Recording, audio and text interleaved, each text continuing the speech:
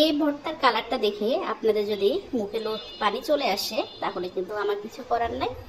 এটা হলো চাপা শুটকির ভর্তা। ভর্তাটা তৈরি করার জন্য এখানে আমি প্রায় 10-12টা চাপা শুটকিকে ভালো করে গরম পানি দিয়ে ধুয়ে তেলের মধ্যে একটু ভেজে নিচ্ছি। এখানে আমি বেশ কিছুটা পরিমাণ পেঁয়াজ কুচি করেও ভালোভাবে তেলে একটু নেড়ে চেড়ে নিচ্ছি। এখানে নিয়ে নিলাম কিছু রসুনটাও আমি ভালোভাবে তেলে ভেজে নিচ্ছি। আর হলো ঝালটা আপনাদের পছন্দ অনুযায়ী। তো এখানে আমি শুকনো মরিচগুলো ভালোভাবে খোলায় নেড়ে ছেড়ে ভেজে নিচ্ছি হালকা একটু কালো কালার করে। এতে করে ভর্তার স্বাদটা কিন্তু অনেক বেড়ে যায়। তো প্রথমে আমি ভর্তার জন্য শুকনো মরিচগুলো লবণ দিয়ে বেটে নিব। লবণটা দেওয়ার কারণ হলো এতে করে মরিচগুলো খুব তাড়াতাড়ি বাটা যায়। তো মরিচটা বাটতে বাটতে আপনাদেরকে জানাই এই ভর্তার রেসিপিটা কিন্তু খুবই মজা। আপনারা চাইলে এটা কাঁচা মরিচ দিয়েও করতে পারেন, কিন্তু শুকনো মরিচ দিয়ে বেশি ভালো লাগে আমার কাছে। আসলে এক একজনের মুখের স্বাদ এক এক রকম। তবে আমাদের বাসায় প্রত্যেকটা মানুষ এই ভর্তাটা খুব পছন্দ করে। গরম ভাতের সাথে একটু লেবু চিপে যদি আপনার মুখে দেন অসাধারণ, মানে খুবই টেস্ট লাগে। তো মরিচগুলো আমি বেটে নিচ্ছি। তো মরিচটা আমি ভালোভাবে বেটে নিচ্ছি।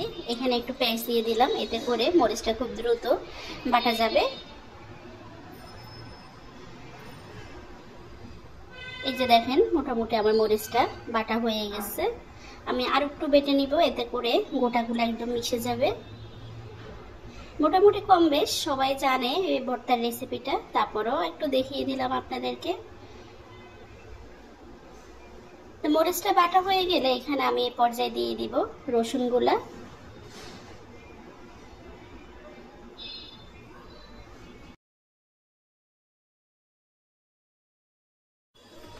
এ পর্যায়ে এখানে আমি তেলে রাখা রসুনগুলা দিয়ে দিলাম। রসুনটা চাইলে আপনারা স্কিপও করতে পারেন, কিন্তু রসুনটা দিলে ভর্তার টেস্টটা কিন্তু আরও বেড়ে যায়। রসুনগুলোকে আমি খুব ভালোভাবে তেলে ভেজে নিচ্ছি। তো রসুন বাটা শেষে এখানে আমি দিয়ে দিলাম ভেজে রাখা শুটকিগুলো আমি ভালোভাবে গরম পানি দিয়ে ধুয়ে তেলের মধ্যে ভালোভাবে নেড়ে ছেড়ে ভেজে নিচ্ছি। খুব সুন্দর একটা গ্রান আসা পর্যন্ত আপনার অবশ্যই ভাজতে হবে। তা আমি শুটকিগুলো ভেজে নিলাম। খুব ভালোভাবে মিক্স করে বাটতে হবে, না হলে চাপা শুটকিতে অনেক কাটা থাকে চিকন চিকন। তো শুটকিগুলো আমার বাটা হয়ে গেছে। এর সাথে আমি এখন দিয়ে দিব ভেজে রাখা পেঁয়াজগুলো আপনারা চাইলে কাঁচাও দিতে পারেন। আমি একটু ভেজে দিচ্ছি, এতে করে ফ্রিজে রেখে আপনি 3-4 দিন পর্যন্ত খাওয়া যাবে, স্মেল হবে না, খারাপ একটা ঘ্রাণ আসবে না। তো এই যে দেখেন আমার ভর্তাগুলো তৈরি হয়ে গেছে। আমি এখন লবণটা চেক করে এখানে স্বাদ মতো লবণটা দিয়ে দিলাম।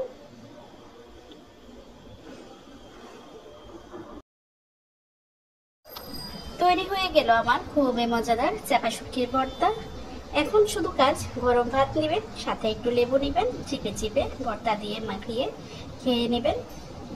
তো ঠিক আছে, আজকের জন্য আল্লাহ হাফেজ। সবাই ভালো থাকবেন, আর অবশ্যই কমেন্টস করে জানাবেন চাপা শুটকির ভর্তার রেসিপিটা আপনাদের কাছে কেমন লাগছে। তো আজকের জন্য আল্লাহ হাফেজ। আসসালামু আলাইকুম রহমতুল্লাহ।